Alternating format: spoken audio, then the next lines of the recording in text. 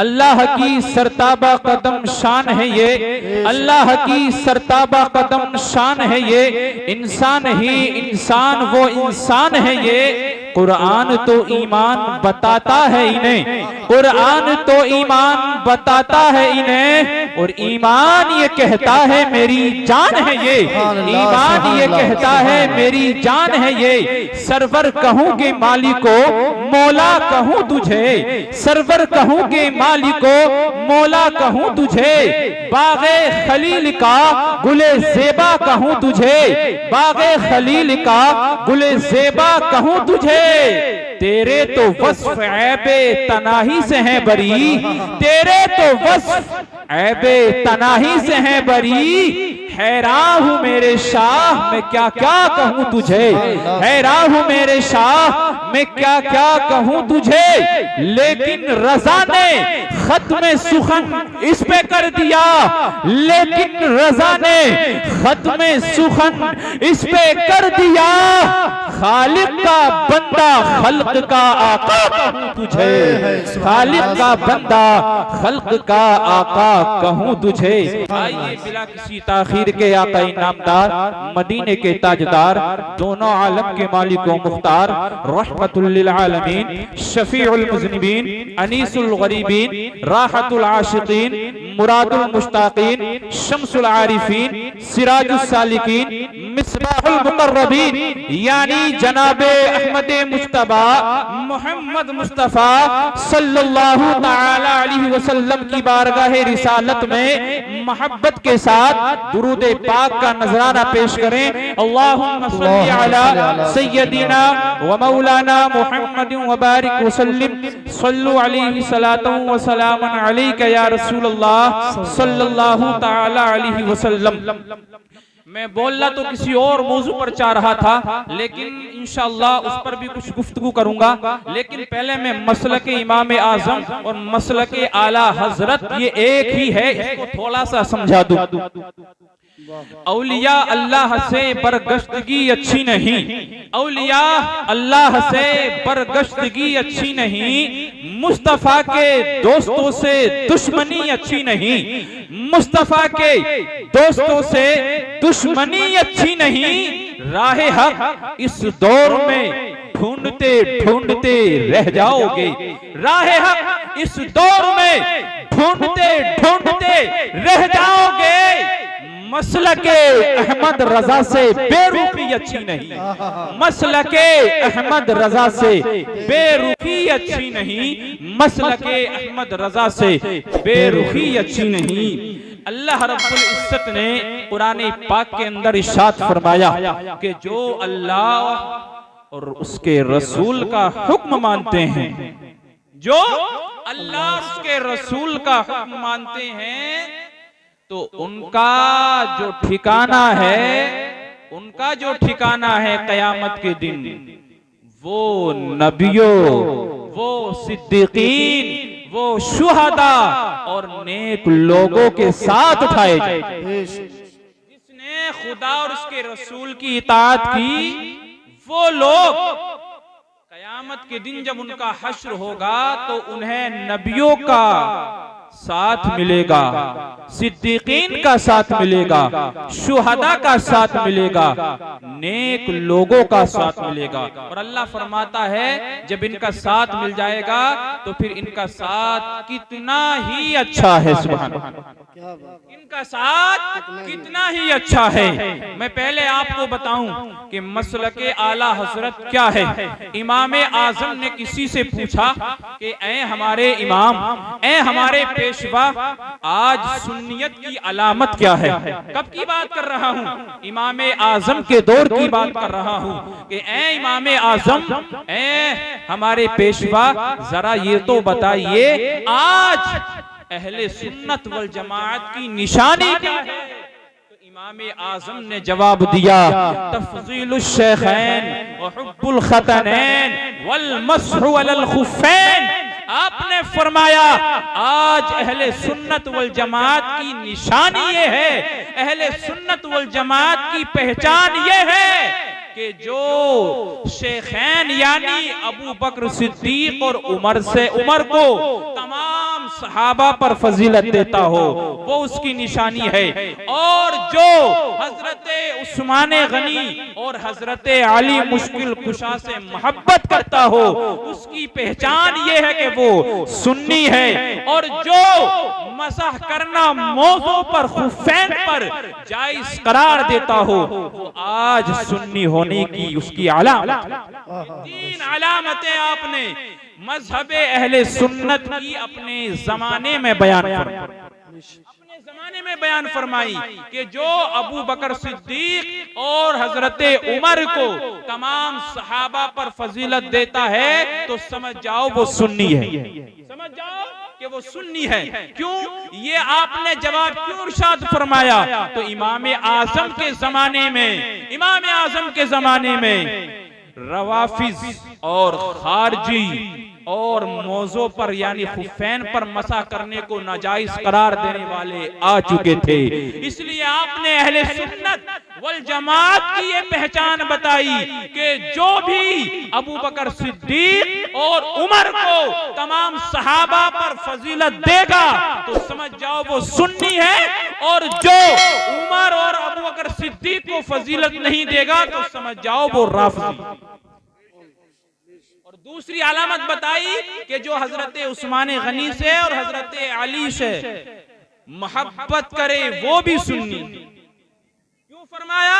उस जमाने में खारजी आ चुके थे, और खारजी वो होते हैं कि जो हजरत अली को माज़अल्लाह गालियां बकते हैं। तो इसलिए फरमाया कि जो हजरत अली से और उस्मान से मोहब्बत करता है वो सुन्नी है। मौजू पर मसाह करने को नाजायज कहने वाले आ चुके थे। इसलिए आपने फरमाया कि तीसरी निशानी ये है अहले सुन्नत वल जमात की कि जो मौजू पर यानी खुफैन पर मसाह को जायज करार दे रहा है वो भी सुन्नी। आपने अपने जमाने यानी इमाम आजम ने अपने जमाने की अलामतें बयान फरमाई। आपने ये बयान नहीं फरमाया कि जिस तरह से मजहबे अहले सुन्नत चला आ रहा है तो आज भी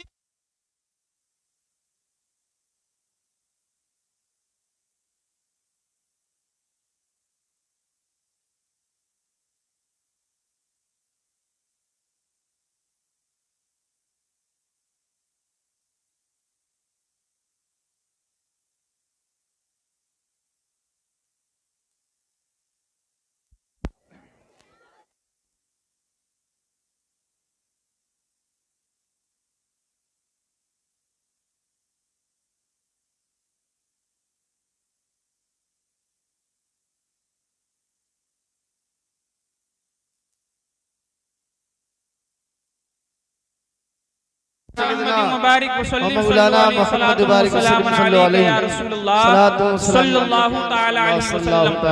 तो इमाम आजम ने तीन निशानियां अपने जमाने में बताई।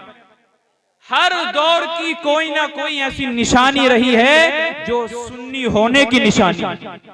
इसी तरह जब माजी करीब में बहुत पहले की बात नहीं है, अभी आला हजरत फाज़िल बरेलवी का जमाना है, उस वक्त जब देवबंदियों वहाबियों ने अपने आप को भी इमाम आजम का मुक़ल्लिद कहना शुरू कर दिया था, अपने आप को सुन्नी कहना शुरू कर दिया था, तो कोई किसी को नहीं पहचान रहा था कि कौन सुन्नी है और कौन देवबंदी है, कौन वहाबी है। उस वक्त आला हजरत ने ऐसे अपने कलम के जरिए से ऐसे इल्म के दरिया बहाए, ऐसे इल्म के दरिया बहाए कि आला हजरत ने कमो बेश 1000 किताबें हम सुन्नियों को अता फरमाई, और उसमें कभी नबी की तारीफ हो रही है, कभी अबू बकर सिद्दीक की तारीफ हो रही है, कभी उमर फारूक आजम की तारीफ हो रही है, कभी उस्मान गनी की तारीफ हो रही है,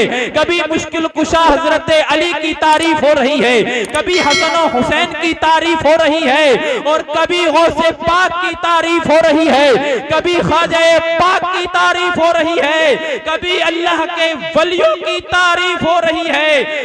आला हजरत ने ऐसे दरिया बहाए इल्म के कि हर एक की शान को बाला कर दिया। रजा का कलम उठ रहा था तो नबियों की शान बयान हो रही थी, रजा का कलम उठ रहा था रसूलों की शान बयान हो रही थी। अरे मेरे आला हजरत का कलम उठ रहा था तो मेरे प्यारे आका के लिए नाते और न जाने कैसा कैसा जो एतराज लोग कर रहे थे, जो देवबंदी वहाबी अपने आप को सुन्नी कह रहे थे, लेकिन दरअसल वो हमारे प्यारे आका अलैहिस्सलातु वस्सलाम पर सलातो सलाम पढ़ने को शिर्क व बिदात बता रहे थे, जो ये कह रहे थे कि ये मिलादे पाक मनाना शिर्क व बिदात है। तो आला हजरत ने उनकी पहचान कराई और बताया कि ये अपने आप को सुन्नी कहने वाले, अपने आप को इमाम आजम के मानने वाले कहने वाले, ये असल में सुन्नी नहीं है, बल्कि ये तो मेरे नबी के गुस्ताख हैं, जिनको देवबंदी और वहाबी कहा जाता है। जब ये तमाम उलमाए किराम ने आपके फतावा से, आपकी किताबों से मुताला करके पता लगाया कि कोई बरेली की सरजमीन पर एक सच्चा आशिक़े रसूल बैठा है और अपने कलम की ताकत से तमाम वहाबियों को, तमाम नजदियों को, तमाम देवबंदियों को जवाब दे रहा है, वो जिस मिलादे पाक को शिर्क व बिदात बता रहे थे, ये मेरा रजा था कि ये बाईस से खैरो बरकत बता रहा था कि जो सलातो सलाम पढ़ने को देवबंदी वहाबी बिदात बता रहे थे, तो बरेली की सरजमीन से बैठकर मेरा आला हजरत ये पढ़ रहा था, मुस्तफा जाने रहमत पे लाखों सलाम, शमे बज़्मे हिदायत पे लाखों सलाम, शहरे यारे इरम ताजदारे हरम, नौ बहारे शफात पे लाखों सलाम। और काश महशर में जब उनकी आमद और भेजे सब उनकी शौकत पे लाखों सलाम, मुझसे खिदमत के कुदसी कहे हा रज़ा, मुस्तफा जाने रहमत पे लाखों। बेशक बेशक सुभान अल्लाह। जब माजी करीब में पता नहीं चल रहा था कि सुन्नी कौन है, पता नहीं चल रहा था कि गुस्ताखे रसूल कौन है, पता नहीं चल रहा था कि वहाबी और देवबंदी कौन है, उस वक्त जब इमाम आजम के इसी मसलक और मजहब को मानने वाले बरेली की सरजमीन से आला हजरत ने अपने कलम को उठा करके पूरी दुनिया को बता दिया, उन्हें जाना, उन्हें माना, न रखा गैर से काम, लिल्लाहिल हम्द में दुनिया से मुसलमान गया।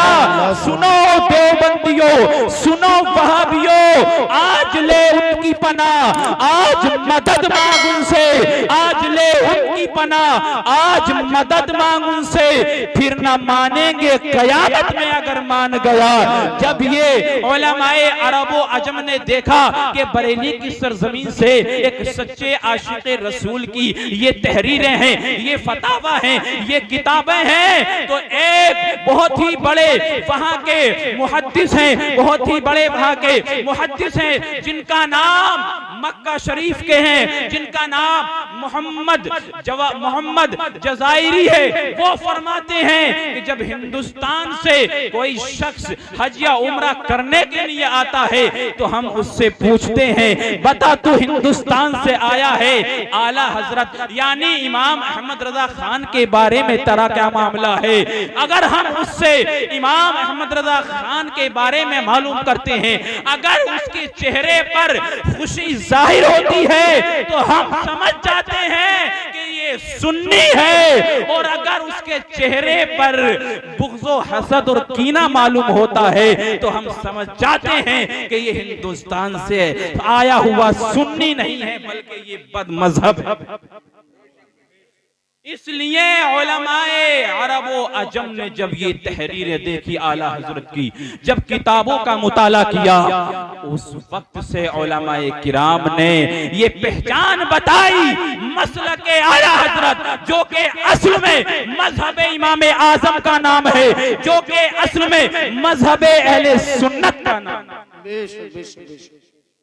कोई नहीं समझ पा रहा था कि सुन्नी कौन है, देवबंदी कौन है, वहाबी कौन है, नबियों को माज़अल्लाह गाली देने वाला कौन है और नबी से इश्क करने वाला कौन है, ये मालूम नहीं हो रहा था। तो बरेली की सरजमीन से मेरे आला हजरत ने दर्श दिया कि मोहम्मद से वफा तूने तो हम तेरे हैं, कि मोहम्मद से वफा तूने तो हम तेरे हैं, ये जहां चीज है क्या लोहो कलम तेरे। सुभान अल्लाह, सुभान अल्लाह।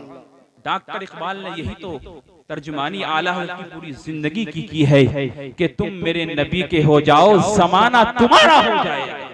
आज लोग कोई मकान पर गुरूर कर रहा है, कोई बिल्डिंगों पर इतरा रहा है, कोई बिजनेस और कारोबार पर लगा हुआ है और अपनी जमीनों को और अपनी जायदाद को अपने पास देखकर बड़ी खुशी महसूस करता है कि मुझे तो बिल्डिंग, मेरे पास तो बिल्डिंगें हैं, मेरे पास तो मकानात है, मेरे पास तो जमीन जायदाद है।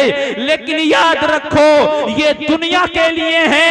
अगर कोई दुनिया और आखिरत में तुम्हारे कोई चीज काम आएगी तो वो खुदा ऐलान कर रहा है, वो मेरे महबूब की इताअत है जो तुम्हें दुनिया में भी सुरखरू कर देगी और आखिरत में भी तुम्हारा बेड़ा पार। बेशक बेशक, सुभान अल्लाह। वो हमें आला हजरत ने बताया है, वो हमें आला हजरत ने बताया है कि अल्लाह की सरताबा कदम शान है ये, इंसान ही इंसान, वो इंसान है ये। हमारा कुरान तो ईमान बताता है इन्हें और ईमान ये कहता है मेरी जान।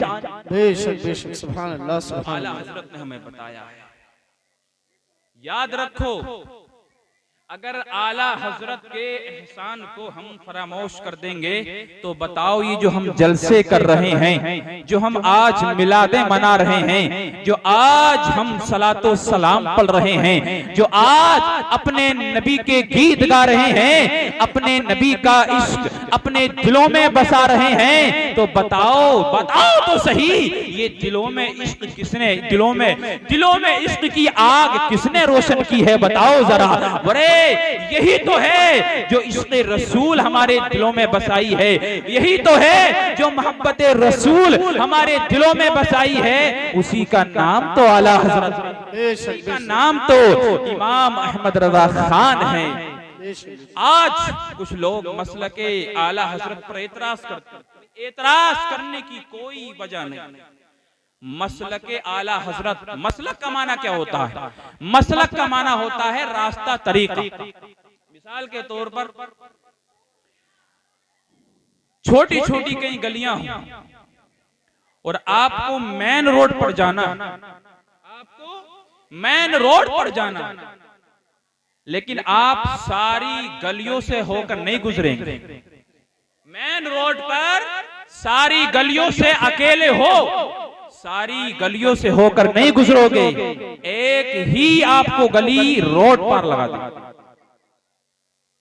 वैसे ही हर जमाने की एक अलामत हुआ करती है कि जिस जमाने में जिस चीज की जरूरत होती है उसी की निशानी से उसका नाम रख दिया।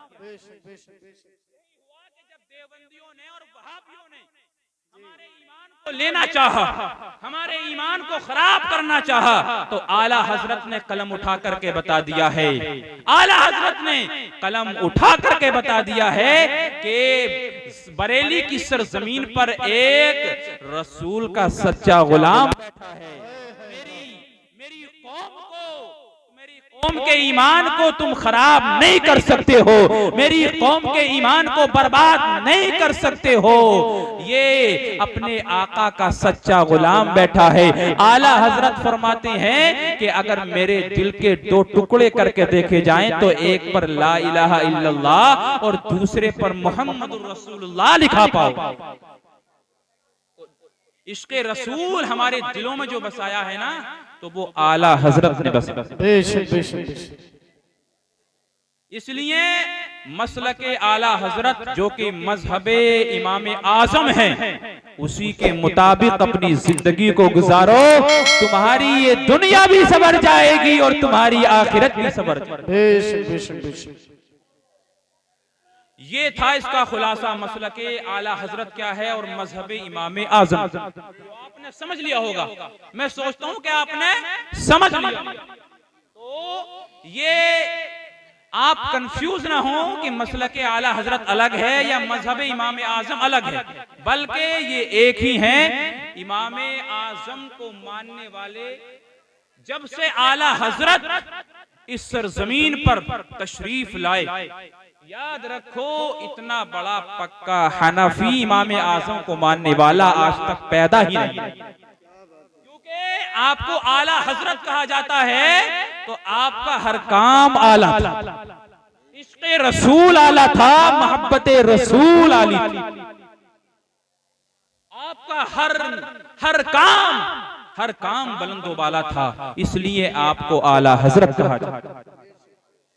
आला हजरत के इस मसलक पर जो मसलक के मजहब इमाम आजम है, इसी पर चलकर अपनी जिंदगी को गुजारो। गुमराह फिरकों से दूर रहो, देवबंदियों वहाबियों से दूर रहो, यही तुम्हारी दुनिया और आखिरत की कामयाबी का ज़ीना। अल्लाह रब्बुल इज्जत ने अपने प्यारे हबीब को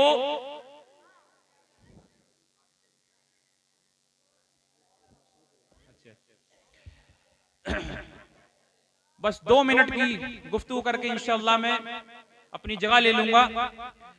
देखिए, मोहब्बत रसूल इतना अनमोल तोहफा है, इतना अनमोल तोहफा है कि जिसने इस मोहब्बत की गुलामी को अपने सर ले लिया तो उसके दुनिया के सारे काम बन जाते हैं और आखिरत में उसका बेड़ा पार हो जाता है।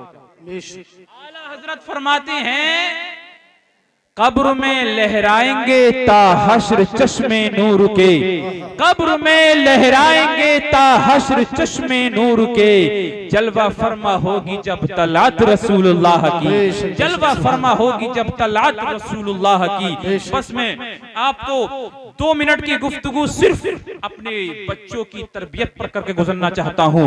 याद रखो, ये वो जमाना चल रहा है जिस जमाने में मुसलमान कहीं तो सताए जा रहे हैं, कहीं मारे जा रहे हैं, कहीं मोमलिंचे के शिकार होते हुए नजर आ रहे हैं, कहीं गरीबी है तो कहीं फकीरी है तो कहीं मोहताजी है, कहीं परेशानी है तो कहीं बेचैनी है, कहीं बेइत्मीनानी है। हर तरफ आप मुसलमानों की हालात को देखो, मुसलमान कहीं परेशान नजर आ रहे हैं, कहीं बेइत्मीनान नजर आ रहे हैं। इसकी वजह क्या है? सबसे बड़ी वजह जो इस वक्त है वो ये है कि आज हमारे मुआशरे से, हमारी कौम से तालीम गायब हो चुकी, हमारे मुआशरे से उलमाए किराम की तवज्जो की दरकार, हमारे मुआशरे से और हमारे घरों से तालीम बिल्कुल मफकूद हो चुकी है, बिल्कुल जा चुकी है। आज हमारा नौजवान, आज हमारा बच्चा तालीम की तरफ क्यों ध्यान नहीं देता है? मैं आपको जरा बताऊं, याद रखो, हमने अपने बच्चे को 1 क्लास पढ़ाया, 2 क्लास पढ़ाया, 3 क्लास पढ़ाया, 4थी क्लास में दाखिला दिया, उसके बाद 5वीं क्लास पढ़ाई, 6ठी क्लास पढ़ाई, हमने 7वीं, 8वीं, 9वीं और 10वीं क्लास पढ़ाई, हाई स्कूल उसको करा दिया, उसके बाद इंटर भी उसको करा दिया, लेकिन कभी भी अपने बेटे को अपने पास बैठा करके ये नहीं पूछा कि बेटा बता तेरी पढ़ाई कैसी चल रही है, अपना जरा रिजल्ट मुझको दिखा, तू कौन से सब्जेक्ट में फेल हुआ है, कौन से सब्जेक्ट में तू पास हुआ है और कौन से सब्जेक्ट में तू अच्छे और आला नंबर लाया है। कभी हमने अपने बच्चों को इस तरह से अपने पास बिठा करके उनके रिजल्ट के बारे में नहीं पूछा है। हम खुश हो जाते हैं कि हमारा बच्चा तो हाई स्कूल पास कर लिया है, हमारे बच्चे ने तो इंटर पास कर लिया है, लेकिन पता नहीं कि ये इंटर पास बड़ी मुश्किलों में हुआ है, ये हाई स्कूल पास बड़ी मुश्किलों में हुआ है। इसे इस इंटर को पास करने के लिए, हाई स्कूल को पास करने के लिए इसने सिर्फ 33 नंबर लेकर के ये आया है, उसके बाद ये पास हो गया है। लेकिन याद रखो, जब तुमने अपने बच्चों को अपने पास बुला करके, अपने पास बिठा करके उनसे सब्जेक्ट के बारे में पूछा होता कि तूने कौन सा सब्जेक्ट लिया है, तेरे कितने नंबर आए हैं, तेरे कितने नंबरों में तू फेल हुआ है, अगर ये सारी बातें अपनी औलाद से की होती तो औलाद भी उस तरफ ध्यान देती। और दूसरी बात ये है कि हम एक क्लास से लेकर इंटर तक करा देते हैं, लेकिन अपने बच्चे के मुस्तकबिल के बारे में नहीं सोचते हैं कि इसे पुलिस में भर्ती कराना है, या इसे LLB यानी कि वकील बनाना है, या इसे IAS की तैयारी करानी है, IPS की तैयारी करानी है, कोई पता नहीं है। अरे जब इंटर कर लेता है तो उस वक्त सोचते हैं कि इसे करना, ये हक है बिल्कुल। कोई भी अपनी औलाद को ये नहीं बताता शुरू से कि मेरा बेटा 5 साल का हो गया है, इसे मैं मुफ्ती बनाऊंगी। अब ये उसकी माँ ये नहीं कहती है कि इसे मैं डॉक्टर बनाऊंगी। जब वो 5 साल का है कि जिसका जहन बिल्कुल साफ है, उसके जहन में अगर तू डॉक्टरी डालेगी तो वो डॉक्टरी समझेगा। अगर तू उसके जहन में उसे मुफ्ती बनाने के लिए कहेगी तो सुन मेरे इस्लाम की माँ बहनों, सुनो, तुम भी सुनो कि किस तरह से तरबियत की जाती है। जब तेरा बेटा 5 साल का है तो उसकी जहन साजी तो 5 साल की उम्र में होगी, या वो जब 15-20 साल का हो जाएगा, जब तुझे वो आंखें दिखाने के लायक हो जाएगा, क्या तब तू तरबियत करेगी? यही वक्त है तरबियत करने का कि 5 साल का है, उसकी जहन में जो बात डालोगे वो बात सीखेगा। अगर तुम उसे ये कहोगे कि तुझे इस तरह पढ़ना है कि तुझे डॉक्टर बनना है, तुझे इस तरह पढ़ना है कि तुझे इंजीनियर बनना है, अभी 5 साल का है, इस तरह से उसको समझाया जा रहा है, इस तरह से उसके जहन को क्या है कोशादा किया जा रहा है और उसे फिक्र दी जा रही है। उसकी जुबान पर यही होता है। कुछ बच्चे समझदार होते हैं कि जिनकी माएं समझदार होती हैं, अभी वो छोटे हुआ करते हैं, उनसे किसी से पूछोगे आप जो समझदार हुआ करती हैं उनकी माएं, और वो बच्चे समझदार होते हैं तो उनसे पूछोगे कि तुझे क्या बनना है, तो उसकी जुबान पर जो उसकी मां ने सिखाया था कि हाँ मेरे बेटे को आलिम बनना है, तो उसकी जुबान पर यही होता है कि हाँ मुझे आलिम बनना है। अगर किसी को सिखाया जाता है कि तुझे इंजीनियर बनना है तो उस बच्चे का जवाब भी यही होता है कि हाँ मुझे इंजीनियर बनना है। इसी तरह जो भी सब्जेक्ट के बारे में बताओगे वो छोटा सा बच्चा है अपने जहन में उस बात को रखेगा। इस बात को जब वो अपने जहन में रखेगा तो उसकी सारी मेहनत और सारी मशक्कत और सारी कोशिशें उसी सब्जेक्ट को पास करने में। लेकिन कोई भी जहनसाजी अपने बच्चों की इस तरह से नहीं करता। इसी वजह से जवान 15-15 साल के 20-20 साल के हो जाते हैं, उन्हें ये मालूम नहीं है कि इंटर में कितने सब्जेक्ट होते हैं। सही बात। जो कितने ऐसे बैठे होंगे यहाँ पर जो इंटर पास करने के बाद बता नहीं सकते कि मैंने कौन कौन सा सब्जेक्ट लिया। उन्हें पता नहीं कि हमें किस सब्जेक्ट के मुताबिक अपनी जिंदगी को आगे बढ़ाना। अगर सही मानों में उनकी तरबियत होती तो अगर वो पहले ही से वकील बनने के इरादे में थे तो वो वकील की तरफ चलेंगे। अगर पहले ही से वो इंजीनियर बनने के इरादे में थे तो वो इंजीनियर की तरफ चलेंगे। अगर पहले ही से वो पुलिस भर्ती की तरफ जाना चाहते थे तो वो पुलिस भर्ती की तरफ चलेंगे। ये जहन साजी अपनी औलाद की करो। तालीम मुसलमानों की हिंदुस्तान के अंदर सिर्फ 2.5%। अफसोस की बात है कि मुसलमान कितना मुसलमान है और सिर्फ 2.5% तालीम याफ्ता है, बाकी सब अनपढ़ है। अल्लाह कितने अफसोस की बात है कि 97.5% लोग ऐसे ही हैं बगैर पढ़े लिखे। अल्लाह अपने बच्चों को तालीम से आरास्ता करो, तुम्हारे महल्लों की लड़ाइयां खत्म हो जाएंगी, तुम्हारी बस्ती के झगड़े खत्म हो जाएंगे। अपने बच्चों को तालीम की तरफ ले आओ। ये जो चौकी चौराहों पर बैठने का अंदाज है ये बदल जाएगा।